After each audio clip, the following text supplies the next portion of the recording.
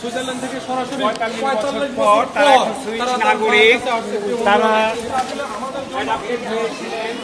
আনন্দের বিষয় বাঙালি তাদের হারিয়ে যাওয়ার পরও 45 বছর পর যে ফিরে পাবেন এটা কিন্তু আসলে স্বপ্ন ছাড়া আর কিছু ছিল না।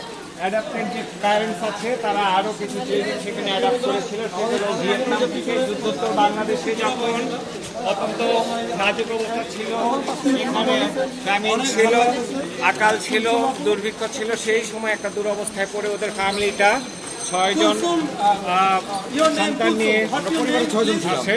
হ্যাঁ, ওনারা আসে, উনি ভাই একটু সাক্ষাৎকার দিবেন।